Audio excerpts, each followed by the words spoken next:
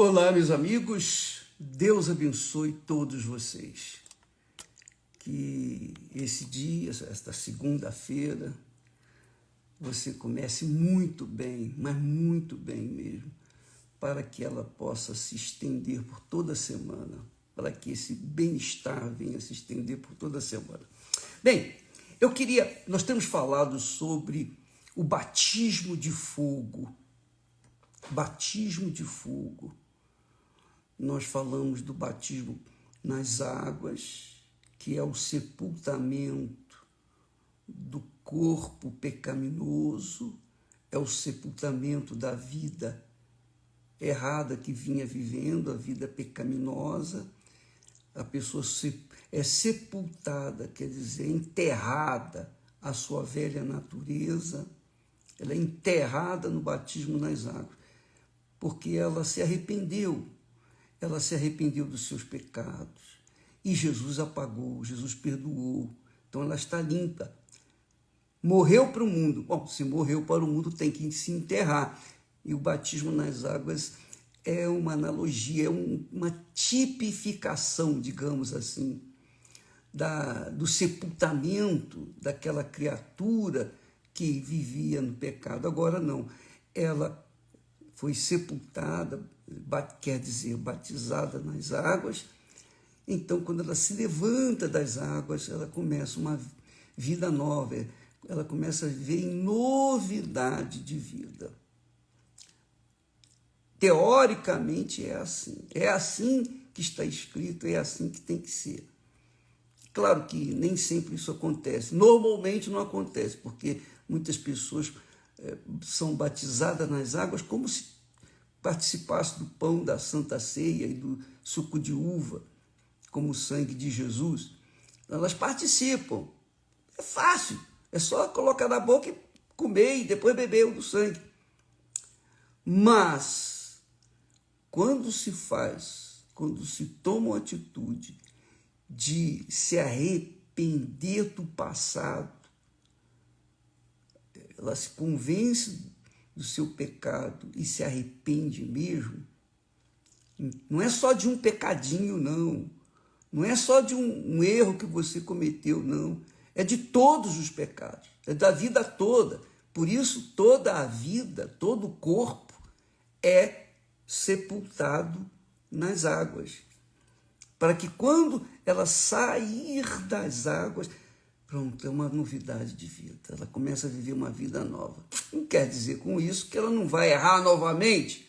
Vai errar porque a natureza humana, a natureza adâmica, ela carrega consigo. Nós carregamos até a morte, até a nossa separação deste mundo. Então, o batismo nas águas é isso. Quando a pessoa é batizada nas águas e aquele batismo é válido mesmo diante de Deus, é sincero e Deus aprova, então ele sela, ele batiza com o Espírito Santo, ele sela, dizendo, como se dissesse assim, bom, esse aqui saiu perfeito, tem o meu selo, meu carimbo de qualidade, carimbo de qualidade, esse é meu, essa pessoa é minha filha. Então ela recebe o batismo com o Espírito Santo. Após o batismo com o Espírito Santo, vem o batismo de fogo, pelo qual Jesus passou, e os profetas, os apóstolos, todos os que servimos a Deus, passamos pelo batismo de fogo. O batismo de fogo é, digamos assim, é uma provação, digamos assim, você é provado, nós somos provados. Mas você perguntaria, mas o bispo, Deus já não sabe quem nós somos, por que ele precisa provar-nos? Não, ele não prova para ele, ele já sabe quem nós somos, mas ele faz-nos conhecer a nós mesmos. Então nós tomamos conhecimento de como nós somos frágeis, como nós somos, digamos assim, fracos. Porque na hora que a pessoa é selada com fogo, ela vai se conhecer. Eu me lembro a título de exemplo, quando nós casamos, a Esther, ela era jovem, vivia em família, e ela tinha tudo. Os pais lhe davam tudo. Então ela não teve problemas assim, de lutas, como eu, jovem, tive que lutar, eu tive que trabalhar, eu tive que ajudar os meus pais. Enfim, nós passamos por lutas. Mas eu lembro que quando a Viviane nasceu, que foi o nosso batismo de fogo, fogo mesmo, e eu conheci uma outra Esther. Eu achava que ela era uma pessoa assim de fé, temente a Deus, muito cheia do Espírito Santo, mas eu não a via como uma pessoa assim que guerreira, uma pessoa. Eu achava que ela, sabe, filhinha de papai? Pois é, eu achava que ela era assim porque ela tinha tudo. Mas quando a Viviane nasceu, que nós dois fomos batizados com fogo naquele momento, eu vi que a Esther era muito forte,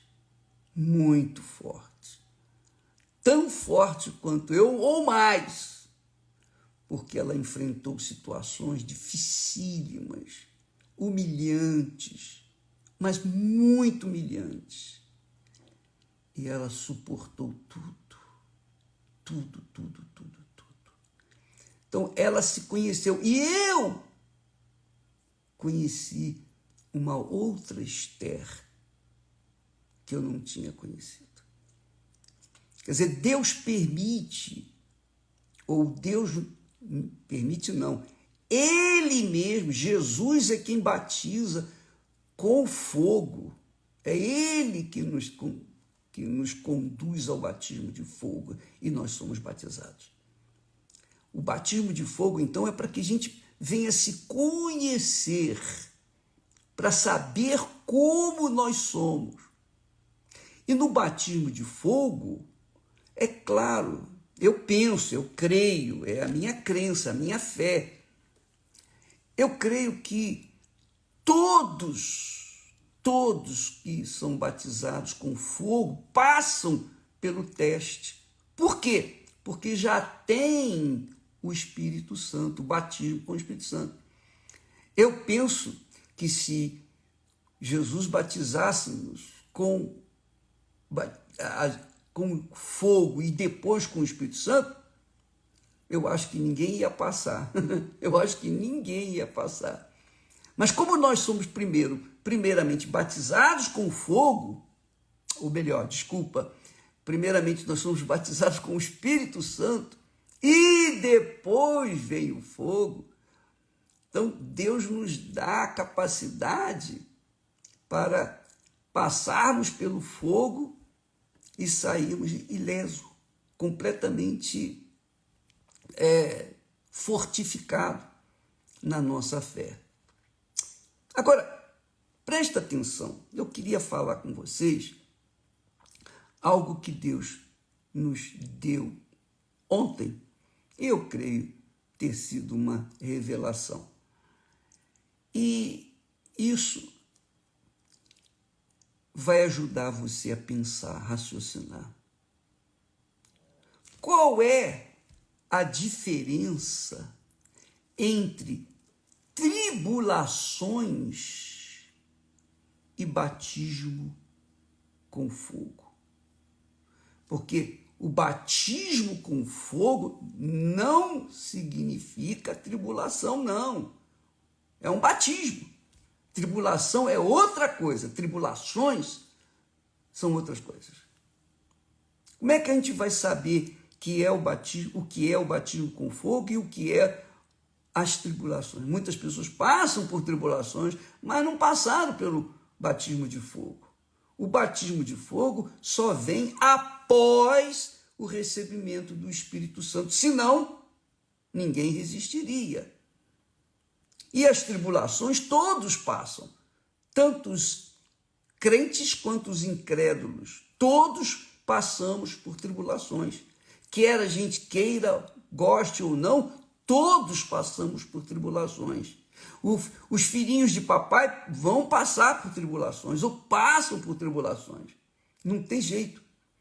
Mas como é que a gente pode identificar o batismo com fogo, ou separar o batismo de fogo, ou com fogo, das tribulações, das lutas, das aflições que nós passamos nesse mundo?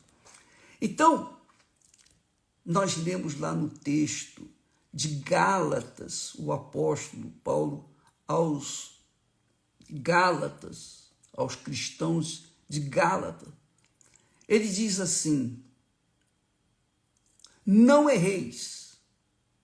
Aliás, foi Paulo, Tiago. Não erreis, se eu não me engano. Não erreis. Deus não se deixa escarnecer, não se deixa zombar. Porque tudo o que o homem semear, isso também ceifará. É uma lei inflexível. E todos, quer creiam ou não em Deus, têm que se submeter a essa lei, passam por essa experiência, quer goste ou não. Então você que crê em Deus, que não crê em Deus, não importa. Você vai colher aquilo que você plantou. Eu colho hoje o que eu plantei ontem. Vou colher amanhã o que eu estou plantando hoje. Não tenho dúvida. Não importa se eu sou um servo de Deus, mas se eu semear alguma coisa má, alguma semente ruim, eu vou colher os frutos dessa semente ruim, quer eu goste ou não, quer eu sirva a Deus ou não, quer eu mereça ou não. E isso nós vemos ao longo da história dos heróis da fé. Todos colheram os frutos daquilo que plantaram. Todos nós. Todos colhem os frutos da semente que planta. Está aqui escrito: tudo que o homem semear, isso também ceifará. Porque o que semeia na sua carne, quer dizer, o que semeia segundo a sua vontade, os seus desejos, as suas cobiças, os seus sonhos, as suas carnalidades, o que semeia na sua carne, da carne ceifará, colherá a corrupção. Porque a carne é carne, a carne é fraca. Tudo que é semeado de acordo com a carne, quer dizer, de acordo com os nossos desejos. Carne, quando a Bíblia fala em carne, ele não está falando a nossa pele, o nosso corpo, a nossa carne física. Está falando da nossa carne, digamos assim, espiritual, as nossas vontades, as nossas cobiças, os nossos pensamentos. Quando a Bíblia fala em carne, é a vontade nossa, especialmente.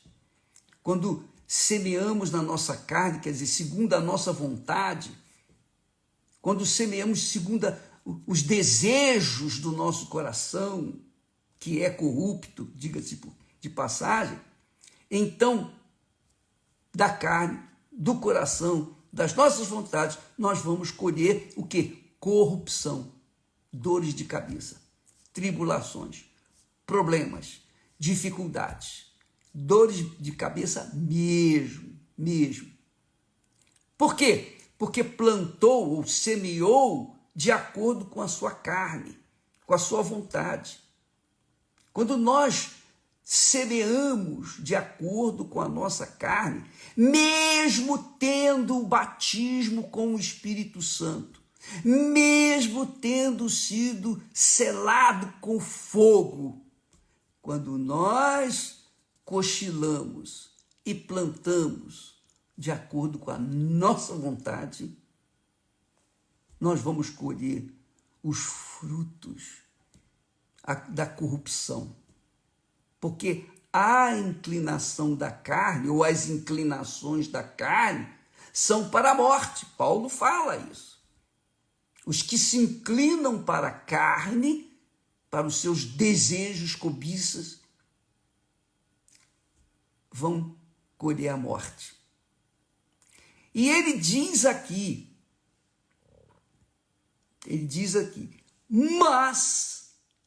mas o que semeia no Espírito Santo,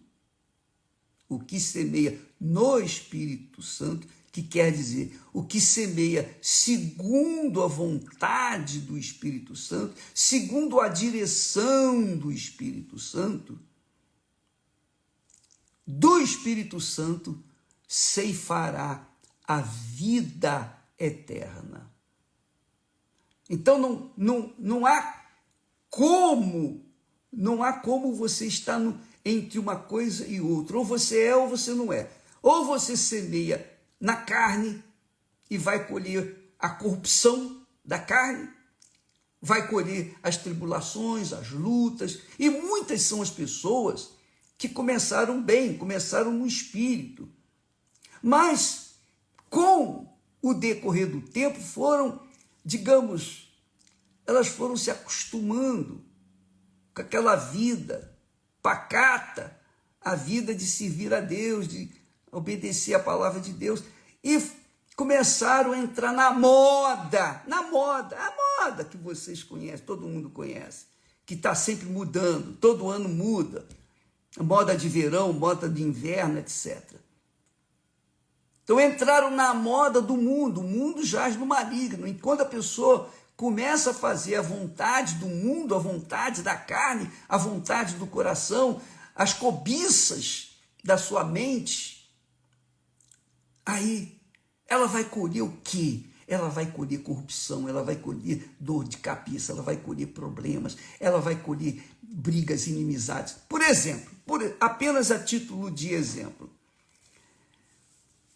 a pessoa faz um casamento errado, né? Ela escolhe o homem ou a mulher, a jovem ou o jovem, de acordo com a sua beleza, de acordo com a sua estrutura, o sujeito sararão, e ela, uma criatura parecendo até de outro planeta, de tão linda, tão maravilhosa, perfeitinha. Então, os dois se casam de acordo com os desejos da carne, a cobiça de querer aquela pessoa. Quando isso se dá de acordo com a carne, aí vai acontecer a corrupção, que quer dizer, no casamento, no dia a dia, no convívio, o convívio na sua casa vai ser um inferno. Por quê? Porque está casando não segundo a vontade do Espírito Santo, mas segundo a vontade da sua carne. E nós temos visto isso sempre. É o que mais temos visto nos últimos tempos entre pastores. Entre pastores. Eu não tenho vergonha de falar isso. Infelizmente, isso acontece muito. A jovem, muito bonita e uniformizada, parece uma santinha, uma obreira. E quando casa com um rapaz que é cheio do Espírito Santo, e ela, algum tempo depois, começa a descobrir a realidade da vida, porque casamento não é simplesmente junção de corpos, prazer sexual, não.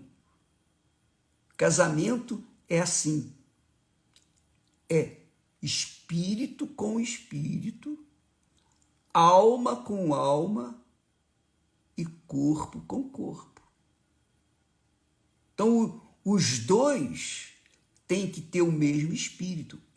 Eu falo isso como exemplo. Nós nos casamos no mesmo espírito. Esther e eu tínhamos e temos o mesmo espírito. O nosso coração, a mesma coisa. Os nossos desejos, o nosso futuro projetado lá atrás, era para servir a Deus, tanto dela quanto da minha parte. E os nossos corpos isso é coisa natural. Mas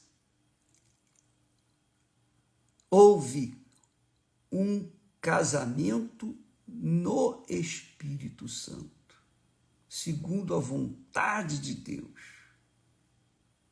Então foi de acordo com a vontade de Deus. Então, cabeça da Esther de acordo com a minha cabeça, quer dizer, o espírito dela de acordo com o meu espírito, coração dela de acordo com o meu coração, desejo, vontade, etc, etc. Então, nós demos certo. Deu certo. E sempre dá certo. Por quê? Porque nós semeamos no Espírito Santo. Eu não queria casar com uma jovem qualquer. E eu não queria. E eu tive oportunidades, muitas oportunidades. Mas nenhuma das jovens que eu namorei, nenhuma delas tinha o mesmo espírito que eu. Eu tentei até mesmo com uma jovem de dentro da igreja, que supostamente tinha o mesmo espírito. E tinha o mesmo espírito, só que não era... O coração não era igual, a alma não tinha o mesmo objetivo. E aí eu saí fora. Eu saí fora porque não ia dar certo. Mesmo sendo ela selada com o Espírito Santo e eu também. Ela era da igreja, fiel, bacaninha, eu também. Mas não significava que era da vontade de Deus. Eu queria que fosse a vontade de Deus. Queria que fosse a vontade de Deus. E o que eu pedi a Deus é que fosse um casamento de acordo, rigorosamente de acordo com a aprovação dele. Porque se ele não aprovasse, eu não poderia me casar. Você sabe que, deixa eu falar uma coisa para vocês, isso vai ajudar vocês, especialmente vocês que estão solteiros e querem casar. Olha só, você sabia que antigamente, nos tempos dos patriarcas, quem escolhia a noiva, a futura esposa para o filho, era o pai dele. Não era a mãe, era o pai. O pai é que escolhe a noiva para o filho. E isso segue uma tradição espiritual, porque é Deus Pai quem escolhe aqueles que vão ser do seu filho Jesus. Entendeu? Ele chama muitos, mas escolhe poucos, que é o que está escrito. Jesus disse, muitos são chamados, mas poucos os escolhidos. Nós falamos quem Jesus escolhe, quem o Pai tem escolhido para o seu filho. É por isso que Jesus disse, ninguém vem a mim se o Pai não o enviar. Então, é o Pai que escolhe aqueles que vão fazer parte da igreja, a noiva do seu filho Jesus. É o Pai. Porque o Pai sabe o que é melhor para o filho. Tem mais experiência, e especialmente o nosso Pai eterno. Então, eu coloquei nesses termos, Senhor, eu quero que o Senhor traga a pessoa que o Senhor quer para mim. Isso, minha amiga, meu amigo, é semear no Espírito. Então, porque foi semeado no Espírito, do Espírito, nós colhemos uma família maravilhosa. Os nossos filhos servem ao Senhor Jesus, exceto o Moisés ainda não chegou lá, mas está no caminho, ele está vindo. Eu tenho certeza disso. Eu tenho absoluta certeza, não tenho a menor dúvida. Mas a Cristiane como a Viviane, as duas bem casadas, muito bem casadas, seguem o modelo de seus pais. Então há paz entre nós. A família vive em paz, porque temos o mesmo espírito, um só coração, uma só vontade, fazer a vontade do nosso eterno Pai. Então somos felizes, porque nós semeamos no Espírito, nós semeamos de acordo com o Espírito Santo. Você quer ser feliz, minha amiga e meu amigo? Você tem que ter essa visão, esse entendimento. Quem escolheu o Renato para a Cris fomos nós. Quer dizer, a Esther deu aquela força e eu aprovei. E deu certo. Quem escolheu o Júlio para a Viviane também fomos nós. Ela não o encontrou numa festa, não. É muito legal isso. Os dois foram achados aonde? Entre os da família da fé, na igreja. Então, são felizes. Mais de 30 anos, 32 anos, por aí. Eles são casados. E tem mais. Tem mais. Por conta dessa fé de servir a Deus, eu falei, meus filhos, minhas filhas, meus filhos vão servir a Deus. Eles vão estudar até o high school, a base, e antes de entrar para a universidade, que elas não vão fazer a universidade, elas vão servir a Deus, elas vão ser mulheres de Deus. Também planejamos isso para Moisés, mas isso não aconteceu. Mas vai acontecer. Mas nós investimos, e elas casaram jovens, crianças, com 17 anos, 16, 17 anos. E eles também eram jovens, crianças, 18 anos, 19 anos. E nós os casamos com fé, com certeza, com segurança de que era a vontade de Deus. Então, deu certo. Quer dizer, quando a gente semeia no Espírito, dá certo, a gente é feliz. Mas quando se semeia na carne, quando se quer casar porque é bonito, porque é pastor, porque é isso, porque é aquilo, não! Nós não queríamos que elas casassem porque era pastor. Nada disso. Eles não eram pastor. Eles eram simplesmente obreiros. Mas eram de Deus.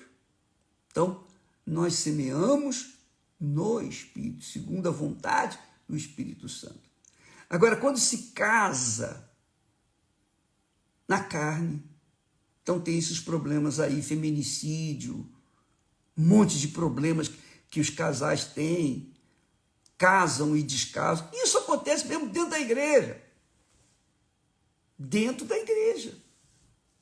Ontem mesmo tivemos um caso em que o pastor veio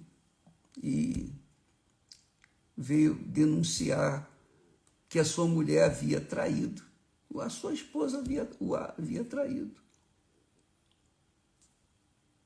E eram casados há 10 anos. 10 anos. E ela veio traí-lo 10 anos depois de casar. Por quê? Porque casaram não no Espírito Santo, não segundo a vontade de Deus, casaram segundo a carne. Deu errado. Então, agora ele entrou naquela tribulação, né? Aquele problema. Os dois entraram na tribulação. Quem arranjou essa tribulação? Foi Deus? Não. Foi o Espírito Santo? Não. Não. Com certeza foi a vontade da carne. Então, quando a gente toma uma atitude segundo a vontade da carne, na carne, semeamos na carne, nós vamos colher corrupção. Vamos correr esses problemas, esses aborrecimentos, essas dores de cabeça. Vai começar tudo de novo. 10 anos perdidos. 10 anos perdidos. E o rapaz é de Deus. O rapaz é de Deus.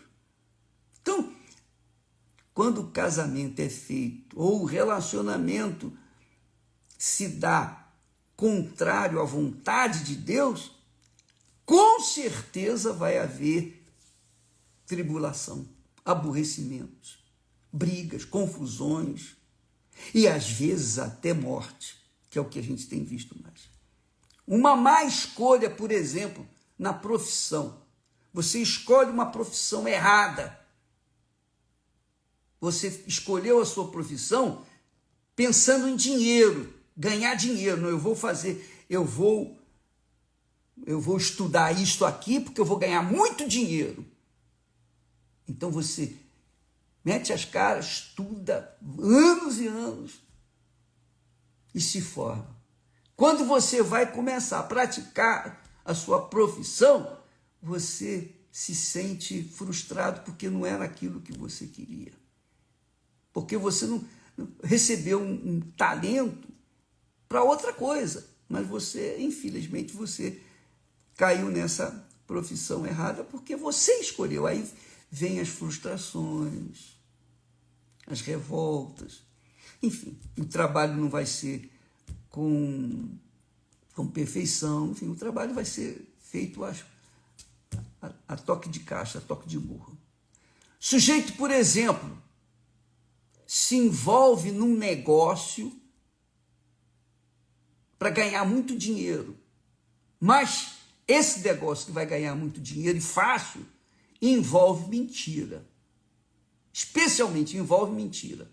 Quando envolve mentira, o sujeito é capaz de ganhar muito dinheiro, mas aquele dinheiro todo que ele ganhar, quanto mais dinheiro ele ganhar, mais problemas ele vai ter, mais tribulações ele vai ter, porque ele fundamentou o seu negócio numa mentira, no engano.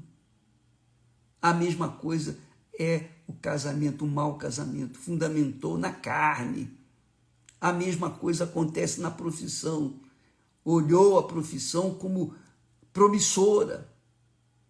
Tudo isso vem gerar o quê? Tribulações. Tribulações. Então, uma coisa é o batismo de fogo. Quando a pessoa é batizada com o Espírito Santo, vem então o batismo de fogo. Não para que Deus venha conhecê-la. Não, Deus já sabe quem ela é. Mas Ele quer que a pessoa se conheça e venha aprender com as suas próprias falhas, erros. Então vem o fogo para provar. E se a pessoa é forte, ela vence. É claro que ela vence quando é batizada com o Espírito Santo, porque o Espírito Santo vai lhe dar condições de superar. Ela vai chegar até o fim. Ela não vai sair na frente, mas ela vai chegar ao pódio. Ela vai chegar lá, ela vai chegar no reino dos céus. Entendeu, minha amiga e meu amigo? Se você está passando tribulações, pense bem, as tribulações não são o batismo com fogo. O batismo com fogo só vem para quem é batizado com o Espírito Santo. Mas a tribulação vem para todos. Todos, literalmente todos. As tribulações vêm para todos. Todos. Obviamente, penso, creio eu, que quem é da fé, quem vive na fé, quem tem o batismo com o Espírito Santo, passa pelo fogo. E se passa pelo fogo, passa por todas as demais tribulações, lutas, desafios, perseguições, ódio. E isso faz parte da nossa fé, da nossa vida em comunhão com Deus. Você é luz. Quando você é luz, você sabe que as trevas vão tentar encobrir a sua luz. Mas quem é luz é luz. Por onde quer que a luz vá, não tem trevas, é ou não é? Apenas oportunidade para iluminar. Mas quem não é luz vai gemer. Porque sua vida é pautada no que ela semeia na carne, infelizmente. Entendeu, minha amiga, meu amigo? Saiba separar as coisas. Uma coisa é alho, outra coisa é bugalho. Você tem que saber separar o que é tribulação e o que é o fogo do batismo, o batismo de fogo. Tá bom? Amanhã estaremos de volta aqui nessa fé. Que Deus abençoe a todos. Inclusive, eu gostaria de dizer para as pessoas que domingo que vem nós vamos distribuir graciosamente um óleo ungido que representa, simboliza o Espírito Santo em todas as igrejas universal do Reino de Deus, domingo que vem. Tá bom? Deus abençoe e até amanhã em nome do Senhor Jesus. Amém.